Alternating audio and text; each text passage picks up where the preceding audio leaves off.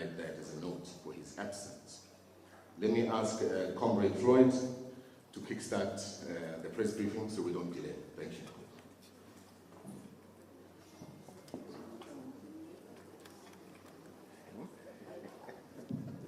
Good morning, Commanders. Good morning, Comrade President, and greetings. And greetings to the national officials of Umkhonto Wesizwe Party, and greetings to the membership of Umkhonto Wesizwe Party, and greetings to the people of South Africa and the African continent and all the progressive forces in the African diaspora in the entire world. So we're going to read a statement which is basically the outcomes of the National High Command meeting of Umkhonto Wesizwe Party. So the electronic version of that statement will be circulated to all members of the media, and will also circulate another document that is relevant for the purposes of this statement. So Umkhonto Wesizwe Party held its National High Command meeting on the 25th to the 27th of September 2024 in Johannesburg, Gauteng Province.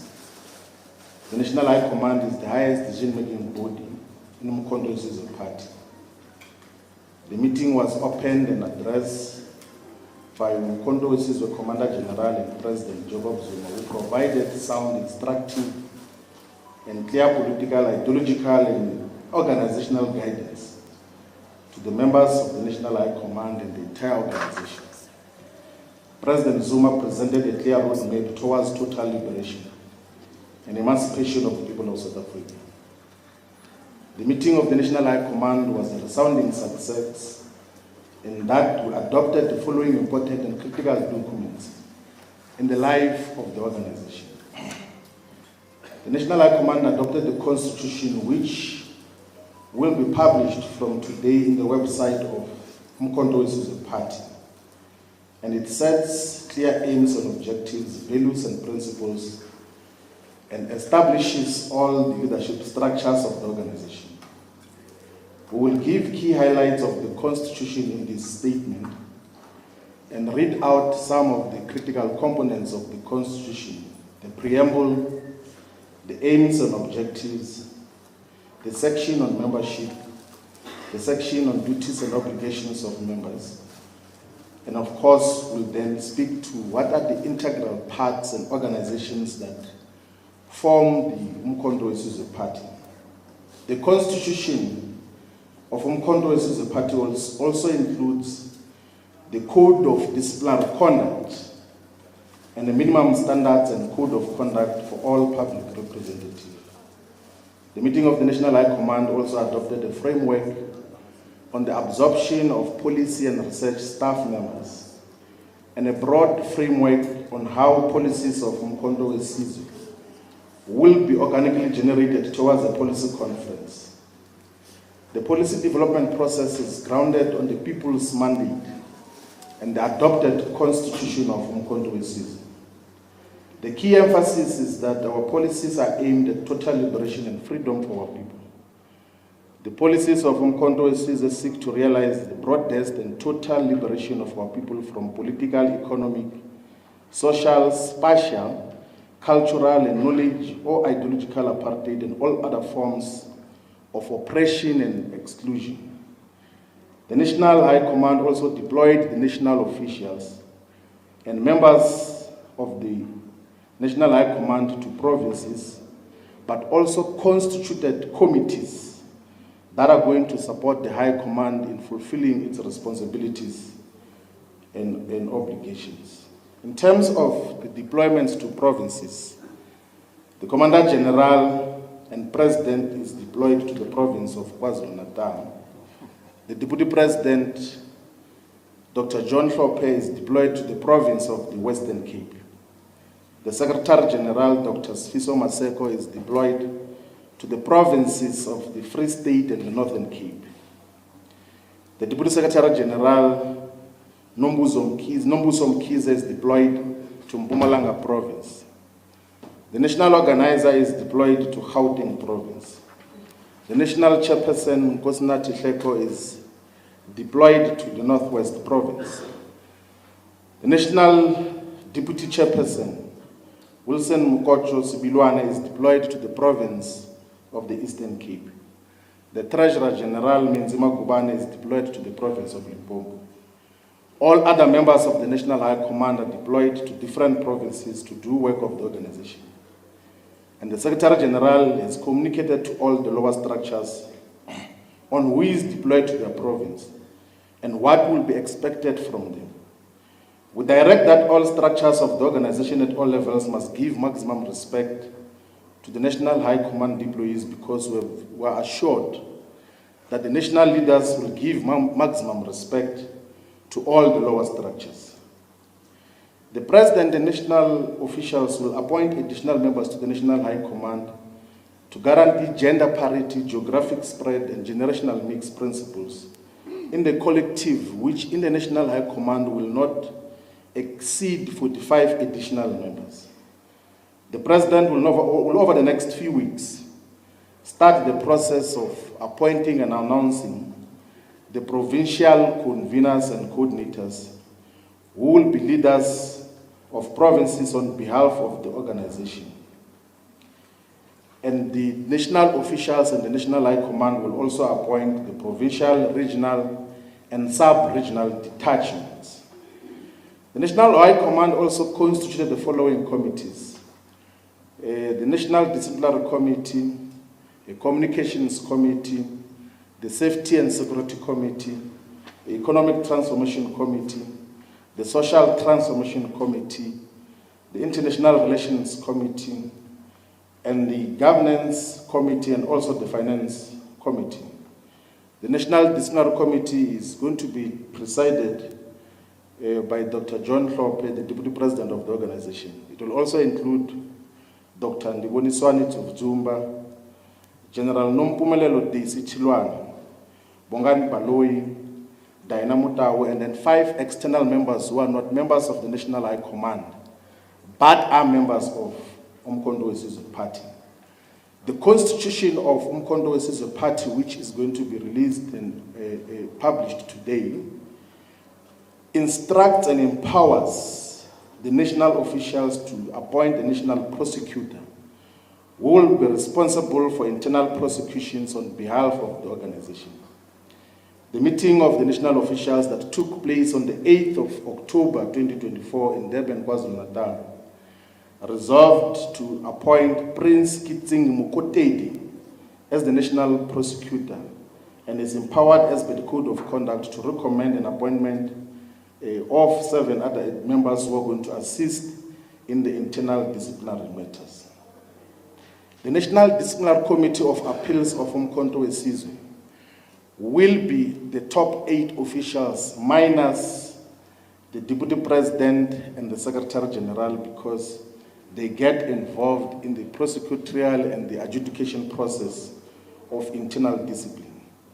The Communications Committee of Umkhonto weSizwe Party is chaired and convened by Dr. Tatim Tanti, and constituted of Commander Ngweti Bila, Gobizizwe Makhanya, Mabato Mukauze, Nolutando Shozi, Lungele Matlunguzi, and Nhlamulo Ndlela.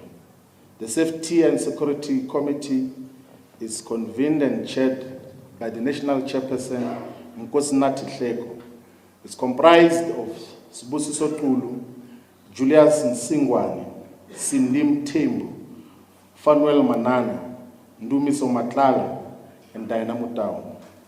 The Economic Transformation Committee is convened by the national organizer and is comprised of Commanders Richard Sileke, Brian Mulife, Siyabonga Gama, Lucky Montana, Ngweti Bila, Adil Nchabelin, and Tsepo Mahlangu. The Social Transformation Subcommittee is convened by the Secretary General, Dr. Sfiso Maseko. It is comprised also of Jabulani Zimande, Comrade Papi Tau, Mandla Sidu, Ndiboniswani Tsujuma, Muzi Ntingila, Pinky Vilakazi, The International Relations Committee is chaired by the head of presidency, Makasela Mzobe. It's comprised also of Kate Mabizela, Dr. Skumbuzo Mkhize, Duduzile Zuma, Andile Mtama, Wesley Douglas. The governance committee of Umkhonto weSizwe Party is convened by the party leader in parliament, Deputy President, Dr. John Hlophe. It's comprised also of Irene Truville Namatuli, Mabato Mukause, Mzwanele Mani, Leon Mbajwa, Bongani Baloi, Zibulwani Ligege, and Abraham Mungele. The finance committee is convened and chaired by the Treasurer General, Menzima Gubane. It's comprised of Sibusiso Tulu, Noluthando Shozi, Nomusa Mpochane, Richard Sileke, and then Prince Mokotedi.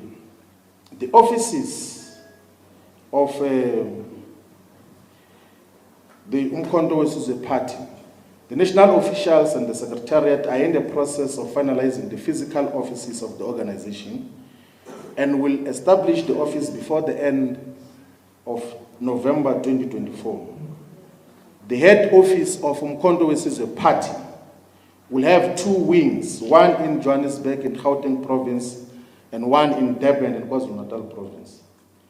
We'll also establish offices in all the 9 provinces and all the 54 regions of South Africa to increase, harness, and enhance the accessibility of our organization to ordinary members. The membership forms of the organization are accessible from our website, and anyone who wants to join can make the application via the website. And all the data that is going to be provided will be protected and not published in public. That the MKP public representatives, which are the members of provincial legislatures and members of parliament, will be establishing constituency offices in all corners of South Africa so as to make sure that they are accessible and represent our people effectively and efficiently. We're an organization of the people and will always be on the ground with the people. The National High Command takes note that there are several parallel structures and leadership formations at all levels of the organization. Such will come to an absolute end once the leadership has been announced at all levels.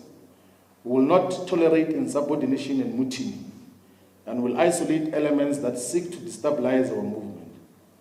We call on all members of Umkhonto weSizwe Party who joined first to avoid and stay away from the demons of gatekeeping and factionalism. There will be several members and leaders who will join Umkhonto weSizwe Party and will be assigned leadership responsibilities at all levels. Those who joined first should welcome new members and must not close the gate and feel entitled to leadership responsibilities. We are still at formative stages, and we should welcome and embrace all people who join Umkhonto weSizwe Party. We command all structures to abide by the decisions of upper structures at any given moment. We are a unitary organization guided, amongst other things, by the principle of democratic centralism. Now, we did say at the beginning that we are going to take members of the media and the membership of Umkhonto weSizwe through the critical components of the constitution of Umkhonto weSizwe Party. Can I take off my cap so that we're able to read that clearly? Now, we're going to circulate the hard copies for those of you who are here, but also we will circulate the electronic version. So I'm going to go briefly now through the preamble of the constitution of Umkhonto weSizwe Party. It reads as follows: that we, the indigenous people of the African continent, and all people of African ancestry all over the world share the common scars of slavery, colonization, and colonialism, which dispossessed us of our land, natural and economic resources, dignity, heritage, culture, languages, and identity. Since the beginning of slavery and colonialism, all people of African ancestry continue to be on the margins of mainstream economic and social participation and relevance. In South Africa, the black majority and indigenous people were subjected to centuries of colonialism and apartheid, which was manifested through the symbiotic combination of political, economic, social, spatial, cultural, and knowledge or ideological apartheid and oppression. The symbiotic and mutual reincarnation of these forms of apartheid and oppression constitute the core of why the black majority and indigenous people have and continue to be subjected to colonialism and apartheid, oppression, and exclusion. The period and era of the struggle against colonialism and apartheid have revealed that at the center of the liberation struggle has to be the aim for total liberation and freedom from oppression and exploitation. The struggle against apartheid and colonialism is not linear and always encounters setbacks and counter-revolutionary moments and episodes which must be resisted and combated through revolutionary vigilance, fortitude, and resilience. Political apartheid and oppression happened through the conquest, subjugation, oppression, and exclusion of black and indigenous people in the political life of South Africa, where the oppressed were not allowed to vote and be voted for. Economic apartheid and oppression happened through white minority capitalist oppression, where racism was used as an instrument of capitalist super-exploitation. And this constituted the backbone of colonialism and apartheid. Social apartheid and oppression happened through systematic and systemic racism, which positioned black people as an inferior race, not permitted to gain the same privileges as white people, or permitted to express their full cultural and traditional identity and existence as a people. Spatial apartheid and oppression happened through land disposition and the relegation of the black majority into less qualitative and the least productive land and spaces of South Africa's surface. Cultural apartheid and oppression happened through the distortion, demarcation, and attempted obliteration of black people's cultural systems, including systems of traditional leadership, medicines, and custom, as well as undermining of indigenous languages, norms, and value systems such as Ubuntu and collectivism. Ideological or knowledge apartheid and oppression happened through the degradation of African knowledge systems, religions, and the imposition of colonial-based education system. While overt political apartheid was ended through the first inclusive elections in 1994 in South Africa, there still exist very strong and visible components of economic, social, spatial, and ideological knowledge apartheid and oppression. The system of colonialism and apartheid did not end in 1994, but took a different form and shape. Attempts to reverse the total impact and consequences of apartheid continue to be suppressed, bastardized, and criminalized by the white racists in partnership with black collaborators, all under the direct support of the imperialist and racist global order and its sponsored media. As with the leaflet announcing the formation of Umkhonto weSizwe in December 16, 1961, after the banning and illegalization of the liberation movements by the white minority racist apartheid regime, the announcement statement made by President Jacob Zuma on the 16th of December 2023 is signaled our refusal to surrender to the struggle against neocolonialism apartheid. The statement of President Zuma on the 16th of December 2023 signals our refusal to surrender in the struggle against neocolonialism and apartheid. South Africa is currently still under neocolonial and apartheid rule, which excludes the black majority and indigenous people from any meaningful economic participation and benefit.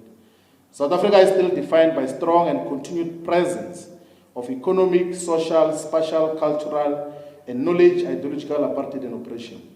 The statement of President Jacob Zuma on the 16th of December 2023 represents a clarion call that the struggle continues, and the current phase of struggle requires unity in action of all the oppressed masses of our people. The statement of President Zuma on the 16th of December 2023 is a call to action that we'll still need to fight for true and real freedom and emancipation. Above all, the statement of President Zuma is a cry for the unity of the progressive forces which represents the oppressed. The statement represents the foundational contemporary reason why Umkhonto weSizwe Party exists. Every cadre of Umkhonto weSizwe must read and internalize it. It must be conceptualized as a living document in analyzing the current conjuncture and facing the struggle and fight for radical economic transformation and economic freedom. Umkhonto weSizwe Party exists to realize the broad-based and total liberation of our people from political, economic, social, spatial, cultural, and knowledge or ideological apartheid and all other forms of oppression and exclusion. Total freedom, total political freedom, means that as a people of South Africa and the African continent, we must be able to establish our own political institutions and take our own political decisions without supervision. Freedom and emancipation means that the people of South Africa and Africa should be able to own, control, and meaningfully benefit from the economic resources systems and determine our destiny without neo-colonial and neo-apartheid interference and racist supervision. Total social freedom means that all forms of racism must come to an end and there must be a full integration of all the people who live and stay in South Africa. Total spatial freedom means that the whole of South Africa must be fully integrated and land must be shared equitably amongst the people of South Africa. There must be little distinction between urban and rural, and there must be no distinction between townships and affluent suburbs. Total cultural freedom means that whilst embracing the values of a democratic society, we should aggressively reassert our indigenous cultural heritage and systems. Total knowledge and ideological freedom means that we should regain full control of our knowledge systems and all forms of organized knowledge and decolonize educational systems and finance. Decolonization must lie at the ideological center of the new struggle for the total liberation of our country, the continent, and the world. The white colonial settlers defeated and subjugated the black majority in Africans in South Africa because the resistance and struggle against colonialism was fought by small groups of indigenous leaders and clans. In their journey of colonial conquest and subjugation, the white colonial settlers never encountered black people as a unified opposition against colonialism. Whilst the liberation movement attempted to unite the forces of resistance from 1912 onwards, the period we are in has stratified and continues to divide black political resistance to neocolonialism. Umkhonto weSizwe Party is therefore a political movement that seeks to unite all the anti-colonial, anti-apartheid, and anti-imperialist progressive forces to continue and to complete the unfinished fight for total liberation and freedom.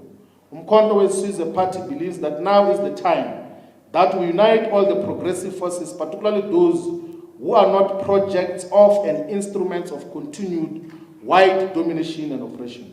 Umkhonto weSizwe Party unites the ideological streams of freedom fighters who associate with the wars of resistance against colonialism and apartheid, a radical and militant interpretation and application of the Freedom Charter, Pan-Africanism, Black consciousness, and similar philosophies. We believe that the phase of the revolution we are currently in calls for total unity and unification of the progressive forces. Umkhonto weSizwe Party stands totally and fundamentally opposed to collaboration with colonial, neo-colonial forces and their descendants who still uphold and defend colonial intentions and aspirations. We acknowledge that the democratic breakthrough relegated African customs, traditions, and systems of governance, whilst other democratic, socialist, and progressive programs all over the world embrace democracy, socialism, and progressive change aimed at retaining and protecting their cultural heritage, customs, traditions, and recognition of traditional leadership. Umkhonto weSizwe Party is a total liberation progressive movement fighting for total political, economic, social, spatial, cultural, and knowledge or ideological freedom and emancipation. The core value of our struggle is the unity of all the progressive forces and demonstrable merit, excellence, and capacity of those who will be deployed to play different roles in the state and other institutions. Umkhonto weSizwe Party is opposed to colonialism, neo-colonialism, neoliberalism, racism, sexism, and all unjust laws, systems and practices that seek to demonize black people and Africans in South Africa and the entire world. Umkhonto weSizwe Party is founded on the fundamental philosophy that the greatest weapon in the hands of the oppressed is their unity in action. Umkhonto weSizwe Party is a revolutionary political movement that is founded on the principles of progressive internationalism, Pan-Africanism, anti-colonialism, anti-racism, and the commitment to redress the legacy of apartheid and colonialism. The MKP is an organic movement that is fighting for the total emancipation of the people of South Africa and the entire African continent, and respects the role of African traditional and royal leadership. Part of the immediate programs is the attainment of the aspirations of the Freedom Charter and of Umkhonto weSizwe Party's People's Mandate, and the transfer of the ownership of the land and natural resources into the hands of the people as a whole. Umkhonto weSizwe Party draws direct inspiration from the 1961 generation of Umkhonto weSizwe, which said, "We are working in the best interest of the people of this country, black, brown, and white, whose future happiness and well-being cannot be attained without the overthrow of the nationalist government, the abolition of white supremacy, and the winning of liberty, democracy, and full national rights, and equality for all the people of this country. We appeal for the support and encouragement of all those South Africans who seek the happiness and freedom of the people of this country, Africa my way. To this extent, to the extent that today the nationalist government has been replaced by the same racist and exploitative forces and their black collaborators, there is no big difference between the situation in 1969 and the present conjuncture. In the words of President Zuma, the only major difference is that the bullet must be replaced by the ballot as our primary weapon. The Umkhonto weSizwe Party is a symbol of our refusal to be subdivided and suppressed into small and viable formations that carry no capacity to fight for true and total freedom. Our different formations must never be regarded as ends in themselves. We must develop the ability to differentiate between tactics and strategy. Leaders and organizations will come and go, but the revolution must always remain in place. Although some little progress was made due to partial political freedom since 1994, real and fundamental political, economic, spatial, cultural, and knowledge, freedom, and emancipation have not been fully realized. The hallmarks of colonialism and apartheid are still intact and demonstrated by landlessness of the majority, no economic power, racism and racial segregation, cultural subjugation, and abomination of the indigenous people, the dominance of external knowledge system and content. We, as Umkhonto weSizwe Party, will unite all the progressive forces to fight for true and total emancipation, for the freedom, for this total freedom. We shall fight side by side throughout our lives until we have won our total liberty and emancipation for all our people. Africa my way. So that is the preamble of the constitution of Umkhonto weSizwe Party. And we'll just get through the objectives of what does the organization seeks to achieve in terms of the constitution. Objective number one is to unite all the anti-colonial, anti-imperialist, and anti-racist progressive forces in South Africa to fight for total political, economic, social, spatial, cultural, and knowledge freedom and emancipation. Number two is to tirelessly fight for the return of all of South African natural and economic resources to the ownership, control, and benefit for all the people as a whole. Number 3 is to mobilize, educate, agitate, conscientize the people of South Africa behind the mission and vision for total economic emancipation, radical economic transformation, and economic freedom. Number 4 is to reclaim all the land and natural resources that were forcefully and violently taken from indigenous people and redistribute it to the people equitably through the instrumentality of democratic state. Number 5 is to introduce parliamentary sovereignty and power in a manner that will represent the interests and aspirations of the people. Number 6 is to democratically and decisively take over political power in South Africa, which will be used as an instrument for total freedom and emancipation. Number 7 is to take over economic power and pursue economic expansion through purposeful state-led industrialization. Number 6 is to develop and grow the productive forces of the economy in a manner that will guarantee full employment and create conditions for common and full prosperity for all the people of South Africa. Number 9 is to create full employment for all the people who need quality and sustainable jobs. Is to fight, number 10, for the interest, rights and aspirations of all workers, including the rights to unionize, to work in safe and protected workplaces, and the right to earn a living wage. Number 11 is to fight poverty and reduce inequalities in South Africa. Is to fight crime and eliminate all forms of criminality in all spheres and sectors of society is number 12. Number 13 is to assemble the best qualified and most skilled relevant people to provide responsive and responsible government which will benefit all the people of South Africa and maintain mutually beneficial economic, political and social relationships with people of the African continent and the world.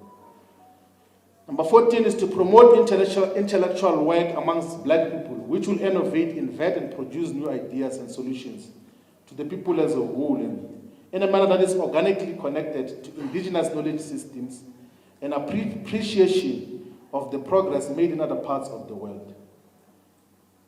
Number 15 is to fight for and introduce free, quality, and decolonized education for all from elementary school until postgraduate level. Number 16 is to elevate and officially recognize the role of royal, indigenous, and traditional leadership in South Africa's democratic system through giving clearly defined legislative and oversight powers to the National House of Traditional Leaders. Number 17 is to fight, champion, and advocate for the interests and aspirations of professionals, particularly those historically excluded from main participation through apartheid and colonialism. Number 18 is to fight, champion, and for the interests and aspirations of all military veterans and ex-combatants. Number 19 is to defend, promote, and protect all forms of spiritual and religious expressions, freedom, and association. Number 20 is to fight for, promote, and advocate for gender equality in all MKP structures and all spheres of society. Number 21 is to fight all forms and manifestations of gender-based violence and crime against children and people with disabilities. Number 22 is to fight for the cultural and knowledge, ideological relevance and hegemony of all South African cultural and knowledge systems and solutions. Number 23 is to fight for the mainstreaming of sound traditional and indigenous healing systems and medicine in a manner that will collaborate with and enhance scientifically proven solutions. Number 24 is to raise the level of political consciousness amongst all people of South Africa and thoroughly engage in the battle of ideas within our country, our continent, and the world. Number 25 is to fight racism wherever it is manifested. Number 26 is to resist any form of collaboration with the racist minority agenda and program. Number 27 is to decolonize South Africa's knowledge systems and laws in a manner that will embrace and uphold decolonized laws and systems against colonial and neo-colonial laws such as the Roman Dutch law and the English law and doctrine which lie at the root of the present so-called common law. Number 28 is to build sound and fair relationships between the people of South Africa and the entire African continent in a manner and direction that seeks to achieve gradual integration towards common prosperity, freedom, and development. Number 29 is to build sound and fair relationships between the people of South Africa and the global South in a manner and direction that seeks to achieve common prosperity and freedom. The last objective is to contribute towards the progressive shift in the global balance of forces by strengthening institutions of the global South like BRICS Plus and all its alliances. Now, in terms of membership of Umkhonto weSizwe Party, it's open to all South Africans who are registered to vote and are above the age of 16. And membership is obtained individually through signing of a membership form or through an online application, and therefore an allocation to a branch of Umkhonto weSizwe. And the membership is open to all South Africans who are opposed to colonialism, white minority racist domination, and collaboration. Members of Umkhonto weSizwe Party must wholeheartedly serve the people and be ready to make any personal sacrifice and dedicate their lives to realizing the aims and objectives of the organization. Members of Umkhonto weSizwe Party shall forever owe their allegiance to ordinary members of the working people. No member of Umkhonto weSizwe shall pursue any self-enrichment, personal gain, or privilege at the expense of the people and the organization. All members of Umkhonto weSizwe who join the organization will be placed on a probation period for a period of 24 months after joining, meaning that their membership may be summarily cancelled collectively by the national officials at any point during the probation period. The cancellation of membership will be done against members whom the national officials believe have violated the organizational principles, policies, and prescripts, or are not aligned to the strategic objectives of the organization. The powers that are envisaged in the cancellation of the membership will always be exercised with the concurrence of the president. That the National High Command has got the right to accept or reject membership of anyone who joins or seeks to join Umkhonto weSizwe. And members of Umkhonto weSizwe Party are not allowed to join and participate in political activities whose aims and objectives are opposed to the objectives of Umkhonto weSizwe. And save for highly exceptional and strategic circumstances, and with the approval of national officials and the High Command, members of Umkhonto weSizwe Party are not allowed to be members of other political parties, except organizations that are in formal alliance with Umkhonto weSizwe Party. And membership of Umkhonto weSizwe Party will be 20 rand, which will be applicable for a 24 months and renewable after 24 months period. And that members who join should pay directly and not be paid for on behalf of the members. And then those who join are going to sign a membership declaration which is in the Constitution, which amongst other things says that I join Umkhonto weSizwe Party with the full knowledge that in the intervening period I will be under probation and my membership can be cancelled if I do not move in accordance to the organization. Then the principles that are contained in the Constitution, which we're not going to read all of them, that anchor the organization. One is principle of Ubuntu Butu. The second principle is the principle of unity in action.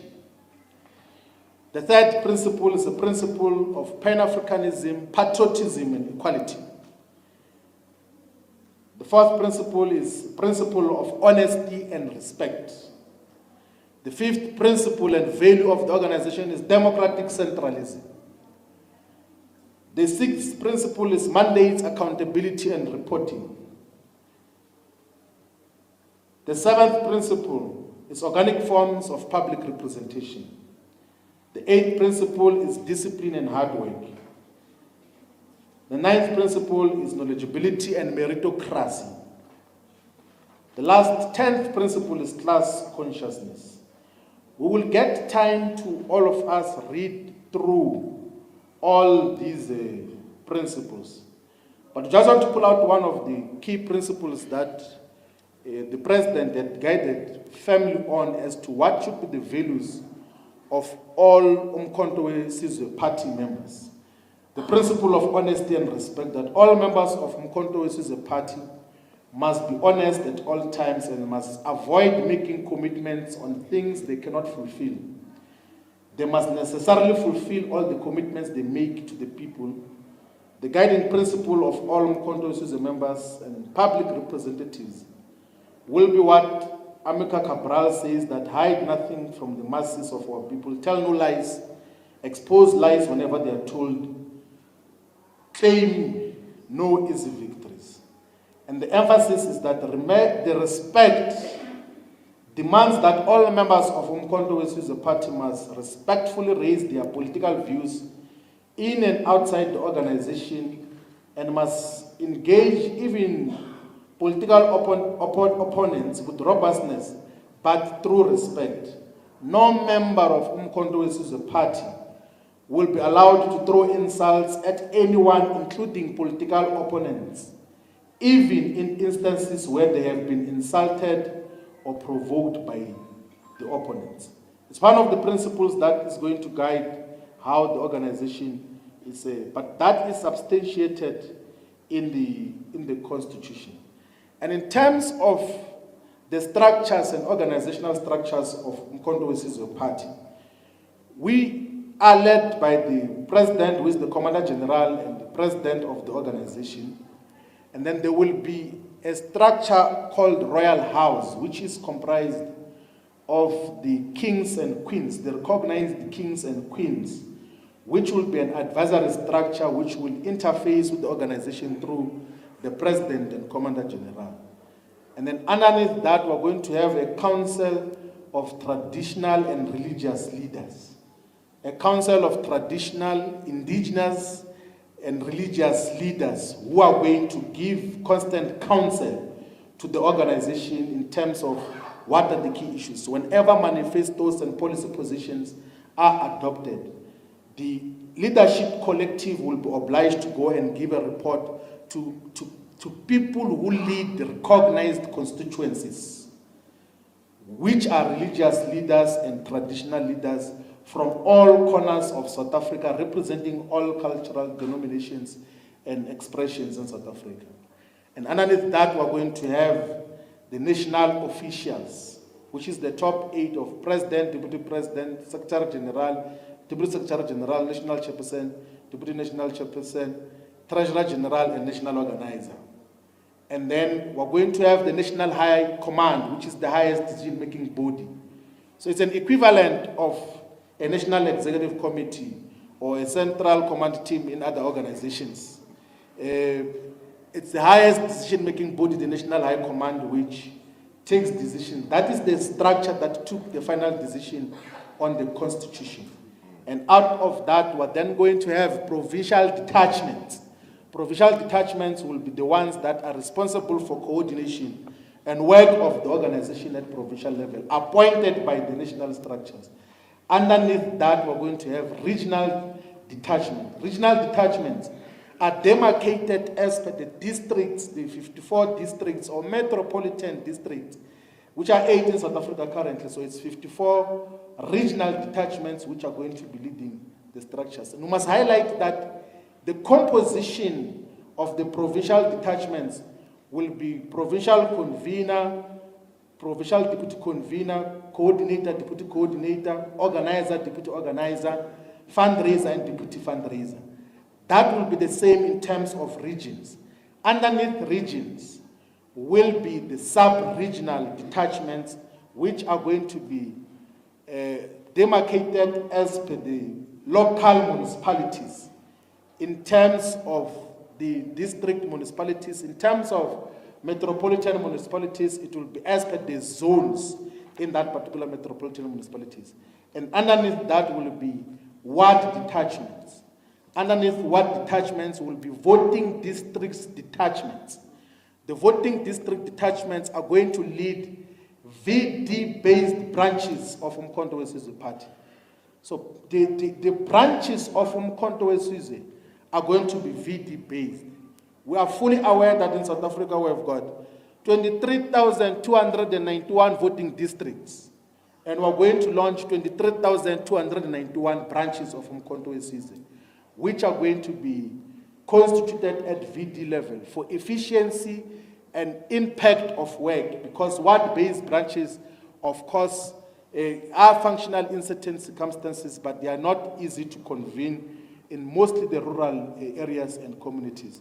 So the branches of Umkhonto weSizwe are going to be VD-based. And for purposes of local government elections, all the VDs will gather to then select who will be the candidate and what is the common program for the total victory in terms of elections. In the immediate program, an activity that is going to be happening is that the leadership is going to be appointing the leadership of provinces, of regions, and no one at provincial level has got the power to establish any regional structure. That is the responsibility of the national leadership.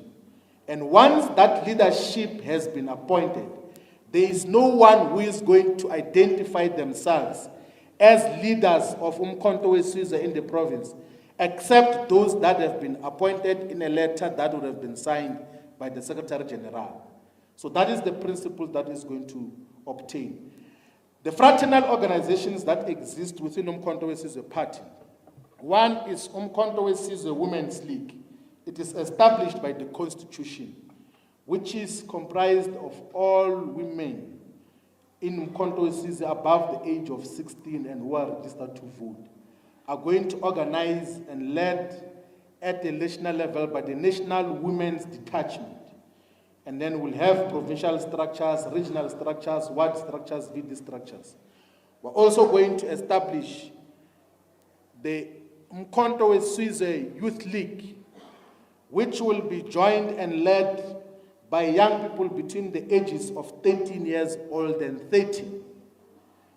So between the ages of 13 and 30 years, that is Umkhonto weSizwe Youth League. And it organizes at all levels, except in institutions of higher learning.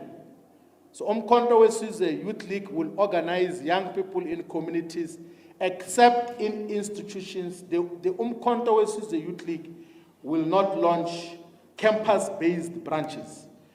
We're then going to have Umkhonto weSizwe Students Movement as a separate, relatively autonomous organization, which is going to launch branches of Umkhonto weSizwe Students Movement in all TVET colleges, universities of technology, and universities, and will be relatively autonomous to deal with matters that relate to students on a constant basis. And the highlight is that the leadership of Umkhonto weSizwe Students Movement must not be above the age of 30. So those who think that they are going to join at the age of 40, wanting to lead Umkhonto weSizwe Student Movement, they won't be able to smuggle themselves. It's mostly going to be the young students who are going to be leading themselves in terms of what will be expected. So the Constitution was adopted by the National High Command, and through observation of just the practice of the organization and the evolving time and adaptability of the circumstances and conditions, when there are changes that are going to be made, the National High Command will again meet to say that we need to add the following sections to then deal with those aspects. And the president is the leader of the organization, and he has the powers to determine and convene consultative and policy conferences in instances where he thinks there's something important that will need organic direction from the leadership.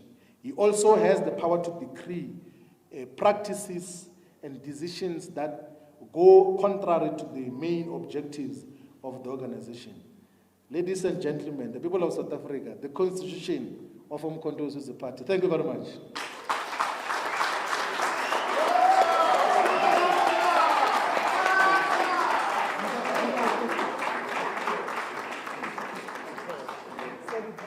Well done, Comrade Floyd. That was well articulated and very clear. Let's allow an opportunity for questions. We'll take 5 questions, and then the leadership will respond. I'm not answering any questions today. The leadership will. So let's take the first question. 1, 2, 3, 4, 5. Okay, go ahead, please. The usual name, organization, and then obviously the question.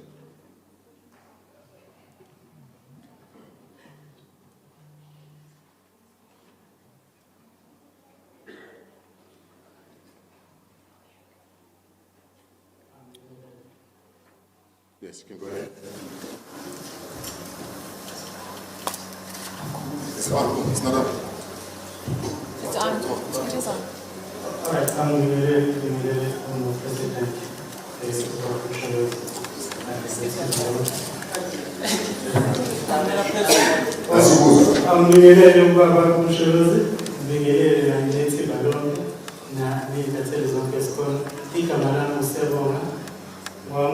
from Norton's MKU speak. Because sekavekile nesikhathi ngizwa unational organizer ngesikhathi eqhubeka neconstitution. Then ngizocela ukubuza lo umbuzo ukuthi what's the MKP status on visa regulations, because we had Minister of Home Affairs. His proposition is to attract skilled foreigners to South Africa. Hence, we do have more than overqualified individuals. Or else, why government doesn't train its own people than relying outside from Thank you.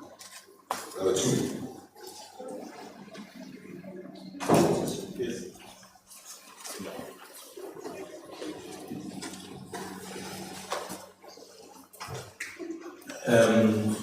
Good afternoon, everyone. I had the national organizer speak about the probation of 24 months, correct?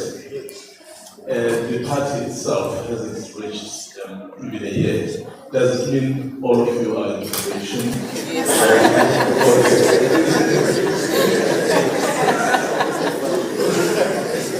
Or is it people who are only joining now? So what is the cut-off? So in the other issue, I think is, it just escapes me now. Okay, I think I'll get back to you. We spoke about it now. There's another thing to learn.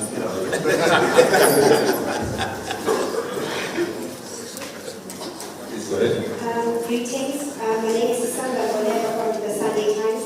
My question is, now that structures have finally been established with internal disciplinary measures and a committee in place, will there be any recourse or special appeal process allowed for agreed former members who've been ousted from the party, whether they've been public representatives before? So essentially what I'm trying to find out is former MKP members who agreed about how they were removed from the party, will there be a special process to allow them to appeal their removal or membership? Thank you very much.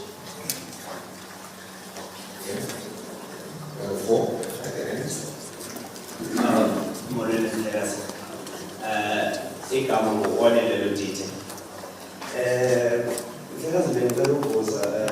have mentioned in the supporter among traditional leaders, and among the nation have been struggling with their kingdom for a very long time, and you are aware about the history of South Africa, and Langan Valley, the King of Africa, was one of the first traditional leaders to be arrested in Robben Island.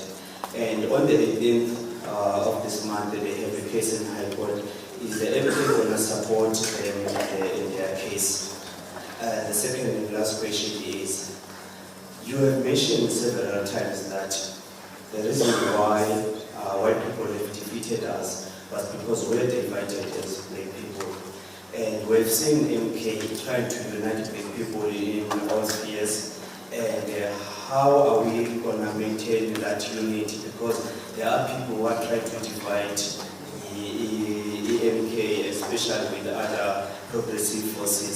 Even yesterday, we were pushing crazy to the leader of EFF, which he ignored that pushing because people are trying to create a fight or a division within the two parties, and it's going to go to other black people and black parties also. Thank you.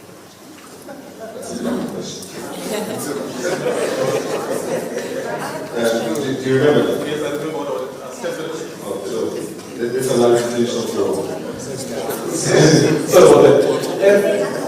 The MK was obviously officially announced by President Zuma on the 16th of December last year.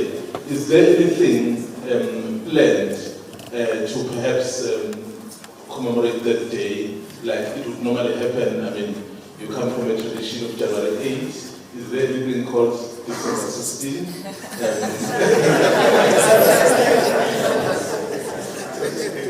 Yeah, thank you so much.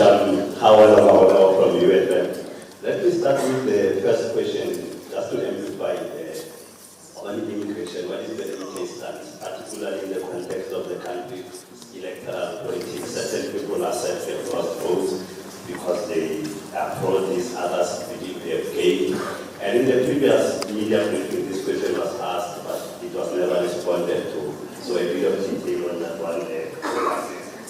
And also, in the previous media briefing, it was indicated that there's not going to be conferences anytime soon in MK because it will be an infiltration.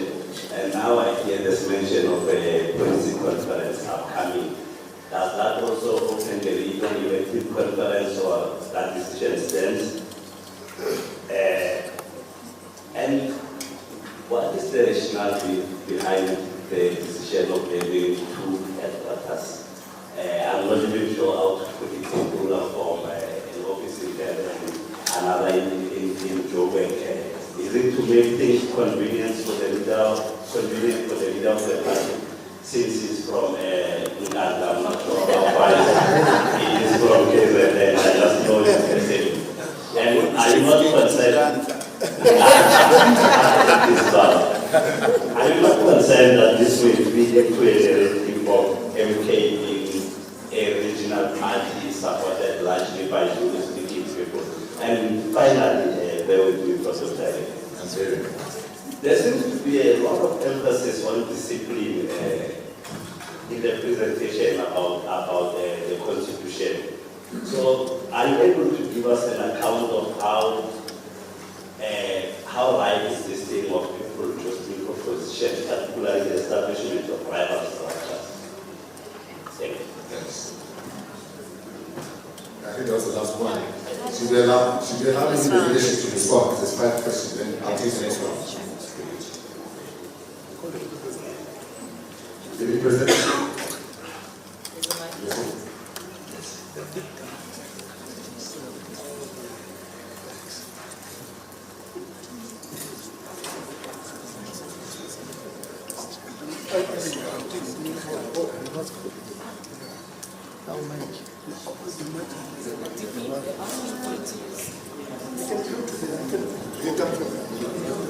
Okay.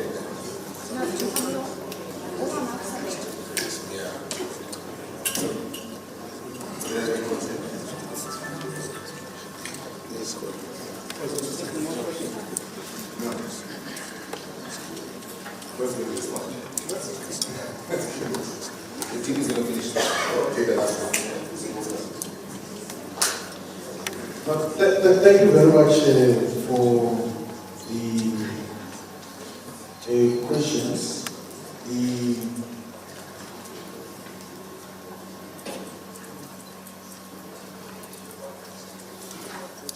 So the 24 months probation means that everyone else withdraws on probation. And everyone with the entire membership, so that the organization is able to, with utmost agility, deal with elements that are joining for wrong purposes.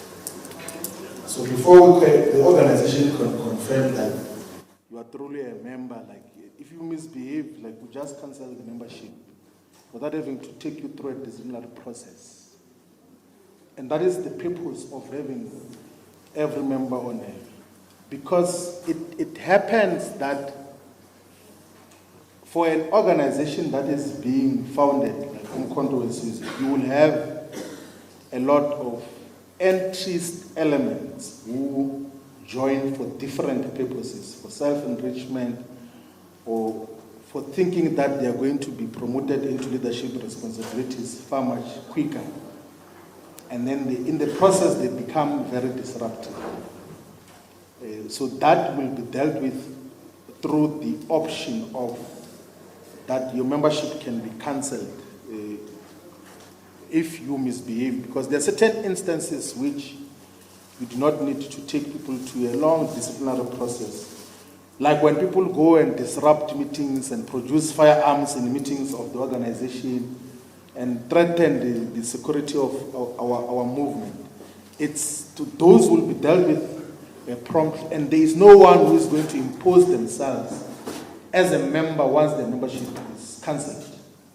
So that is, and the organization will always protect itself in terms of what happens. I think there is a separate process. I'm sure the Deputy President will possibly reflect on it. There are separate processes on the recognition of traditional leaders and those who claim kingship or are legitimately saying that they are supposed to be recognized as kings. We are not a commission that deals with that as Umkhonto weSizwe, and who wouldn't want to enter into that terrain now. But whoever is recognized as a king will recognize them as a king. All traditional leaders who are recognized as traditional leaders will honor them as such. We are not going to recognize kings whom we are not going to create kings. We don't have the powers to appoint kings. President Zuma appointed and recognized a lot of kings and traditional leaders as head of state and president. 3 weeks ago, we were inaugurating the chief of Batlokwa in Tokweni in the northwest, but we do not have the powers to inaugurate kings and chiefs. In terms of immigration, Umkhonto weSizwe does not agree with undocumented and unlawful immigration. We do not associate with we think that in the process of pursuing the pan-Africanist, the pan-continental integration of the continent, there has to be documentation of everyone else so that we know who is who where. So the pan-Africanist commitment is not shifted. We are of the view that the continental infrastructure, the economy, the people, the cultures must be integrated.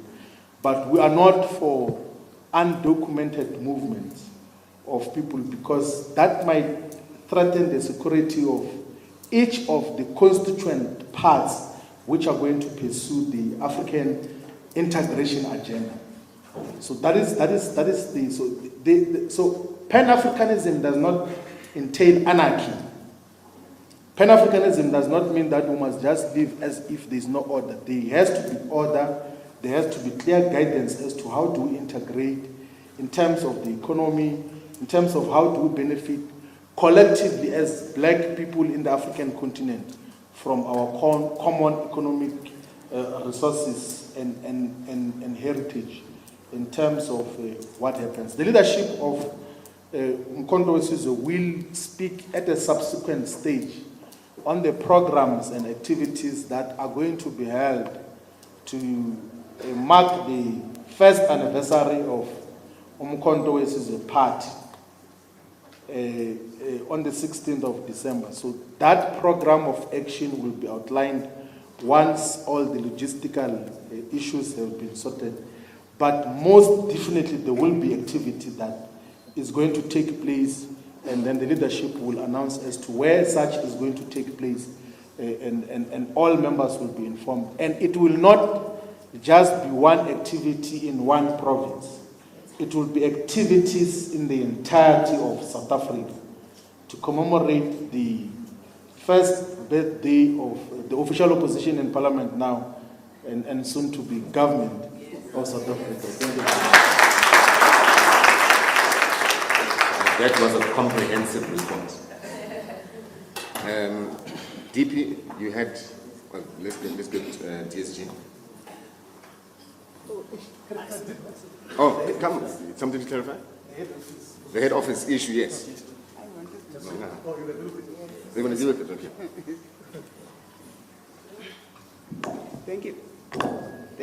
Thank you very much.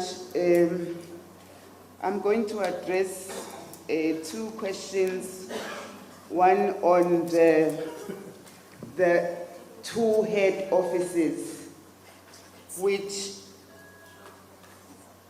each head office will be in Johannesburg, Gauteng, and the other one will be in KwaZulu-Natal.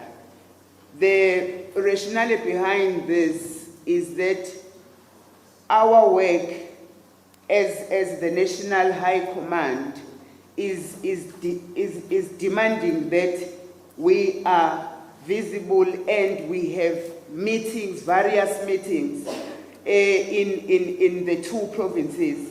And the two provinces are in the center. For example, the Gauteng region, it is easily accessible by all provinces. When we are to hold a national meeting, it becomes central. Then the KwaZulu-Natal, it is necessary for us to have one in KwaZulu-Natal as well, so that we will be able to be visible and be able to attend to all other provinces. Then the second question that I want to address is the one that talks to the factionalism, which was asked as to what is it that makes us have more emphasis on discipline. Discipline is one of the key objectives and principles within our constitution. An emphasis of discipline is as a result of what is happening in all communities, and not only happening within the MKP or the Umkhonto weSizwe Party.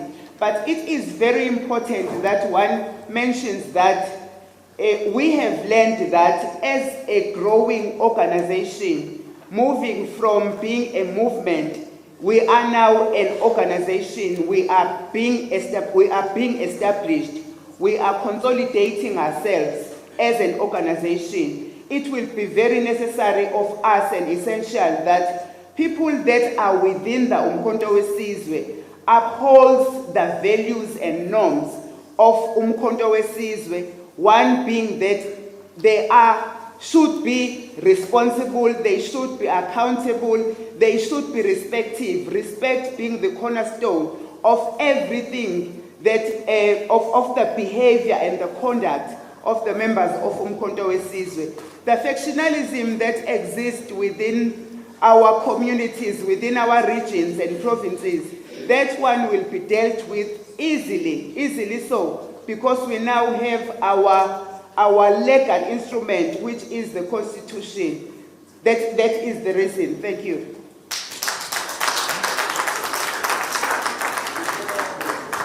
Discipline. We will not tolerate your discipline. Okay, so we're going to, the DP had a response as well. Please, DP.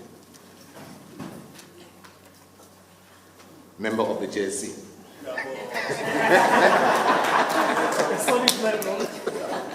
Right, thank you very much, comrades. I'm going to respond to just two questions. The first one is from a journalist. No, it's from Sunday Times journalist. The question was this: former members of MK, are they entitled to appeal? The Constitution is now in place. It is a living document. Those former members of MK who decided to take the party to court, there are proceedings pending before courts of law. So those members can proceed as they wish. However, in respect of matters that are now arising, right, there are, for example, there are issues of discipline in other provinces, which I prefer not to mention for obvious reasons. We are using the Constitution as it is in place now. So going forward, we are going to invoke the provisions of the Constitution, and in the Constitution there is provision of the right to appeal in respect of those matters. Secondly, there was a question that was raised by Mr. Mbeje. He's looking at me, he's right here. And the question was, it related to celebrations that has already been covered. Or the question that I must deal with relates to traditional leaders. Umkhonto weSizwe, we take traditional leaders very seriously. It doesn't matter where they come from, whether they come from Gwavenda, or they are Sotho speaking, or they are Zulu speaking. We respect all traditional leaders. And as far as we are concerned, with specific reference to the question of land, land could never be the subject of private ownership in Africa, and certainly not in South Africa. So when we advocate the return of the land to its rightful owners, the rightful owners of the land are traditional leaders, and we're not afraid. So we take them seriously. They are the custodians of our land, and when Umkhonto weSizwe ascends to power, that is the position that we're going to articulate and enforce. Thank you. Thank you, DP. You good? You're covered. SG is covered. You're done. Okay. Next round. Let's see. Let's go. Next 5 questions. 1, 2, 3, 4. You're good. There's one there. No, Comrade Madume.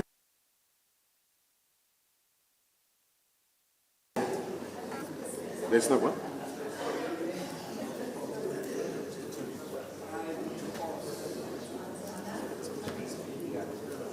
It's Heidi Jonas from ENCA. I just want to ask if the MPA Council could respond to the fact that the MPA has taken the decision not to prosecute anybody for the multi-million rand robbery at President Cyril Ramaphosa's house. And then just secondly, is the MPA Party in a position to tell us what the next move is in terms of its position on the JSE? Thank you. Good afternoon, I'm Zoe from the SABC. I just want to piggyback on the last question from my colleague in relation to, we understand that there is a Part B application that will be heard on the 1st of November. Should it be unsuccessful in that application as well, what would be your next move? Assuming that you would be successful, just for the purposes of this argument, what would be the relief that you would seek? Because the JSE sitting has been protected by the order of the Gauteng High Court of Johannesburg, and also by the JSE Act and the Constitution. I just want to also speak about what the national organizer was speaking about in relation to parties not having dual membership of, members rather not having dual membership of parties. We understand that the leader of the MK party was once a member of the ANC. In fact, he ceased to be a member until he was expelled. Can you get a comment in relation to that? Thank you. From Power News, this past week, former ANC member and former Premier because of Natalu resigned from the African National Congress, citing that he has lost hope reorganization, citing. So, in conferences, the party set to establish provincial leadership across all 9 provinces. Is Wilson Mkhulu, former ANC member, part of our discussions and willing to join the Congress in the world?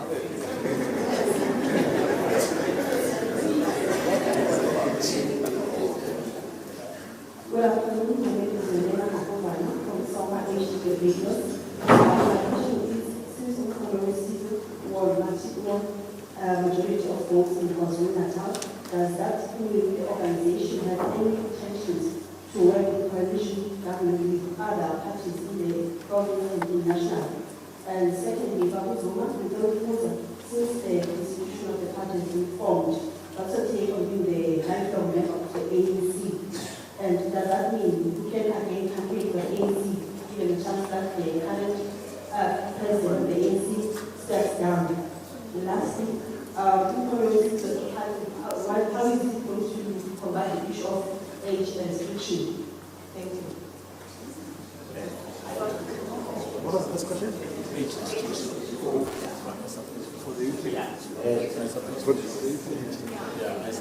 Age of restriction in terms of employment. That's the follow-up on that question of two dual quotas. I'm afraid the response was not enough because the question was in the context of your opponents often claiming that this is a regional party. So what the choice of Johannesburg makes perfect sense. But why KwaZulu-Natal? What is it close to? What is it close to? What is the regional? And it will come out.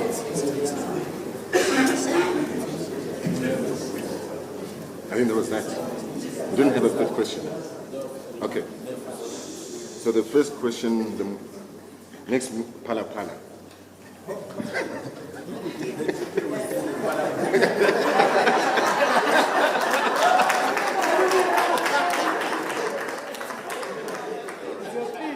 Yeah, ngizokala ngephalaphala. Watch the space. Watch the space. ngolwesine on Thursday. There is a question for Palapala on this issue of Palapala. I will raise it in Parliament. Watch the space. The decision by the NPA not to prosecute the president is shocking, to say the least. Now, we all know something called tax evasion. Tax evasion occurs where you do not disclose your income. We all know that the money was hidden under the mattress. So clearly it was not disclosed. One would have thought there's a very simple answer of how to deal with the issue of Ipalapala. If, as we all know, money was not disclosed to the taxman and it was hidden under the mattress, it was not disclosed during the year of tax, during the year when tax was paid, it clearly means it was tax evasion. The president evaded tax. There is no two ways about it. He is guilty of tax evasion. The suggestion by NPA that there are all reasonable prospects of success, that it doesn't make sense to prosecute the president is nonsensical, to say the least.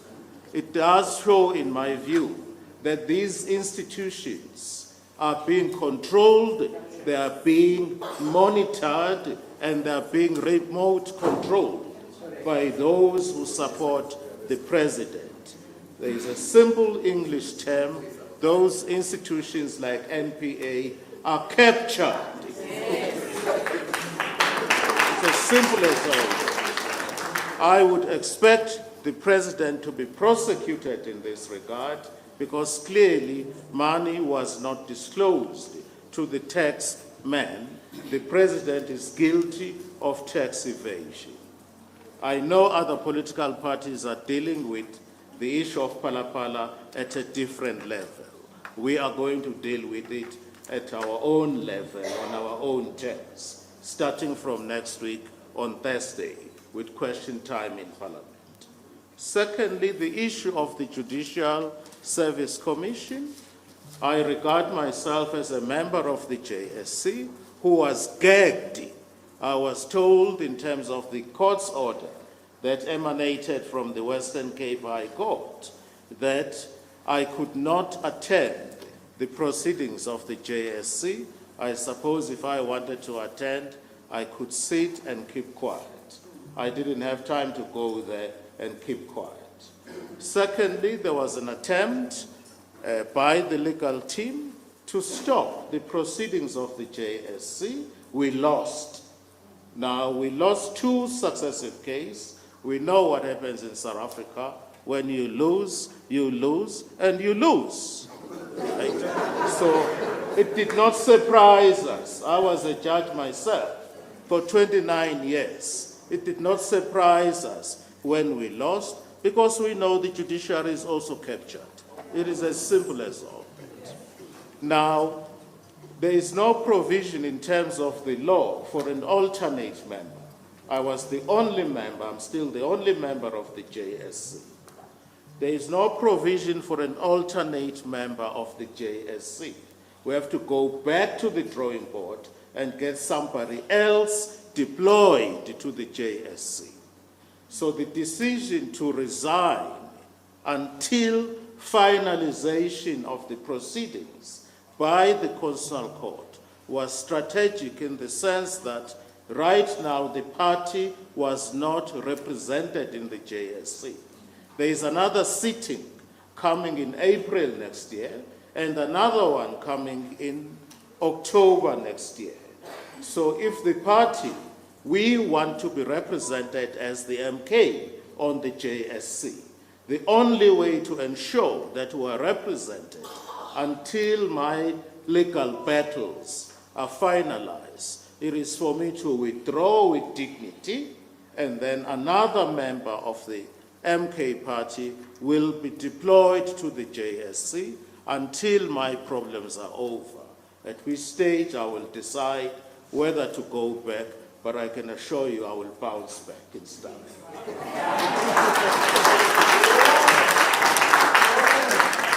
Already you can see my absence from the JSC. The Deputy Judge President of the Land Claims Court is a judge called Susan Cowan. What happened to Gohlophe Ngcobo, no Mapoloba, no Ngamala? Thank you. You'll bounce back indeed. Next question. Yeah. We're going.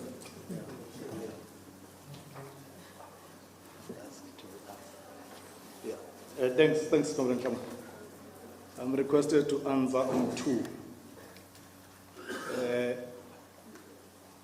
The former leader of the ANC in KwaZulu-Natal resigning, and we will normally not respond to people who resign from their own organizations. We will only respond to those who join Umkhonto weSizwe. But we read the letter of resignation, and it affirms our conclusion that the former liberation movement sold out when it joined the GNU and betrayed the electoral mandate of the people of KwaZulu-Natal. That's all we took from that letter, that even stalwarts of the ANC are agreeing with us that the ANC has lost its historical mission, and after reading that letter we felt more pressure that we really need to build this organization as an alternative, so that when people of that caliber resign, they don't retire from politics, but they found a vehicle through which they can contribute in society. So we have not received any call, Comrade President, that the resignation of Comrade Willis Ngunu talks about MK. We've just read the letter, and we know, because we've got a second office in KZN, that he's probably not going to be the only one to resign with a high profile, because we know how people and general members of the ANC feel about the organization. So we don't know anything at this stage, and we'll wait to see if he's joining. IFP might be recruiting him, we don't know, and others. If he's available for recruitment, we'll send the senior leadership to do that. The head office is not in Nkandla. I think we must explain. When we say KZN, don't mean Nkandla. You know, people think KZN. Nkandla is one tiny, small town there, far from the other towns. It's going to be in Durban. And we know the label that we are a regional party. It can't be true. We're an official opposition in Mpumalanga. We are winning councillors and wards in Northwest. We are launching branches in Limpopo. But we are very realistic about our strength as well. KZN is a liberated zone. Yes. And it must be defended. Yes. Now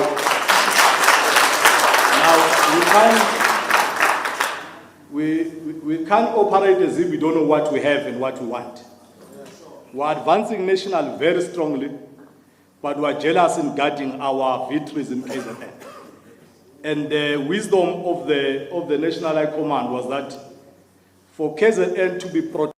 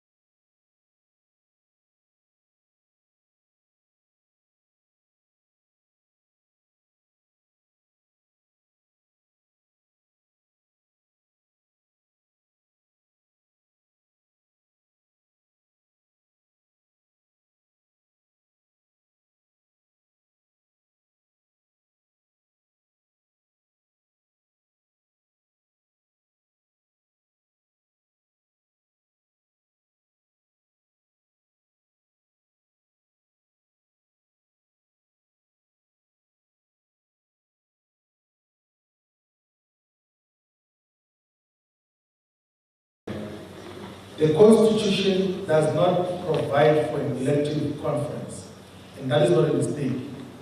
There's not going to be any elective conference that is going to be convened immediately. So those who join must not anticipate that they're going to master factionalism or constitutional factions for conference. There's no conference coming. The leaders and the churches and the traditional leaders well with constituencies. So there's somewhere we are going to account as the leadership of Mkondo. So there's no confusion. Elective conference is not going to happen even at sub-regional level, at regional level. So this thing of gatekeeping as well does not help. So you might as well allow people to join in their numbers because it doesn't help with anything if you keep people outside. I understood your question about the restriction in terms of employment to referring to a practice in government and PPWP programs where they say those who are above 35 years old will not be employed. That does not apply to Mkondo. Everyone else who needs and is looking for a job is going to be employed. That is why it is in the aims and objectives of the organization that we're going to create full employment. That is the intention of the organization. So everyone else who is looking for a job is capable of working. We're going to prioritize them for a job. Now, in terms of the dual membership, so section 513 of the Constitution, we're now mentioning the section, says that save for highly exceptional and strategic circumstances, and with the approval of divisional officials and high command, members of MKP are not allowed to be members of another political party, except organizational formal alliances with the MKP. So, save for exceptional and strategic circumstances approved by officials. So the case and the situation of our president, the Commander General President, is a strategic circumstance which retains the dual membership, and it's allowed as per the Constitution of Mkondo Esizwe. And you might, it's not just tailor-made for him. There are instances where we're going to allow members to be members of other political parties. To give an example now, there are councillors and leaders of political parties that are represented in some municipalities. They went there in the name of their political party.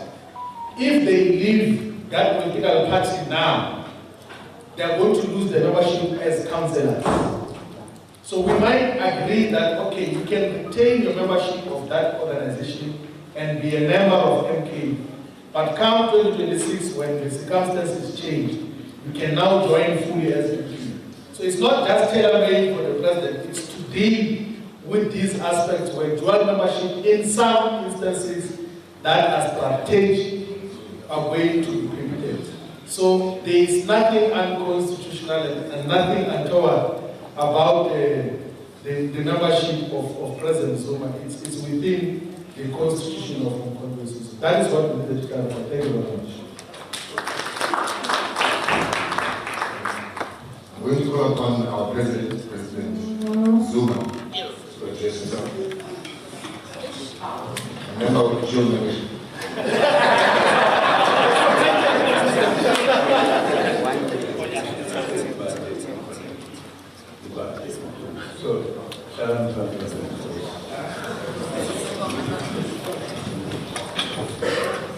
No, thank you very much, Chair, and leadership, and membership, and all of those who are here, and the ones who attended our school, and answered in a lot of ways. No, I'm just commenting on this small little things. Not big. Particularly because there is a question why this organization is not going to have conferences as all political parties are doing. Firstly, I have not understood conferences. What at the moment I understand, and we agreed with our leaders and members, is that we will meet, not conferences of elections, in what is called consultative conference, where we'll be consulting about our work and looking at whatever we've done, are we doing well, what are the shortcomings, etc., and then take decisions. What then is the next? So consultative, yes. As we always meet, we'll also love that our provinces come where we are all together to discuss where the organization is, what next we need to do to better our activities, etc., etc., etc. I have not seen these days, in particular, anything that is better in our conferences that we've been having.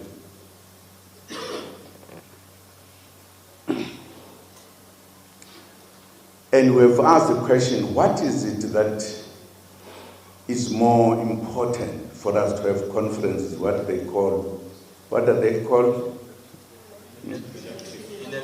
Elective conference. Why must we keep on electing? We call it democracy. But I'm sure all of you know that today, those who win are those who have the money.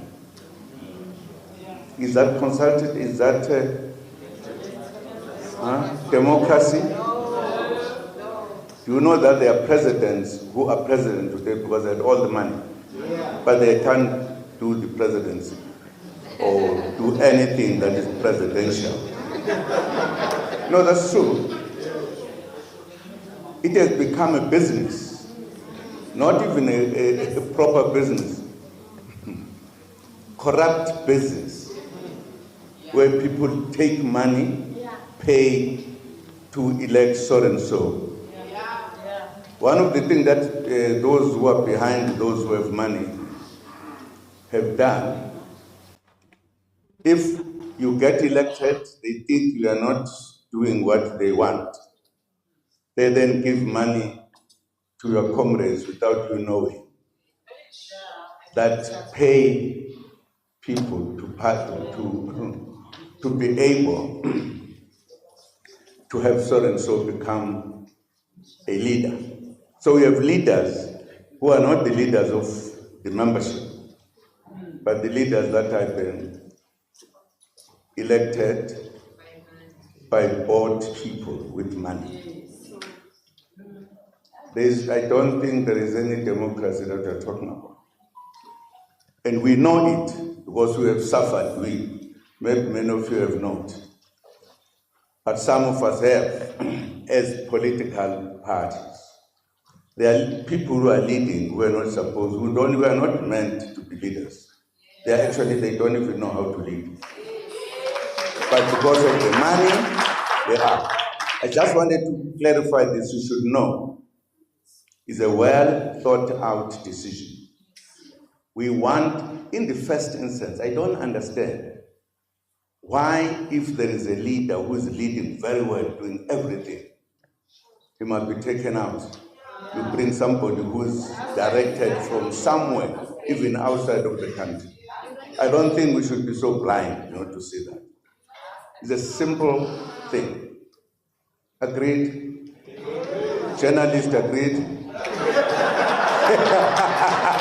Thank you very much.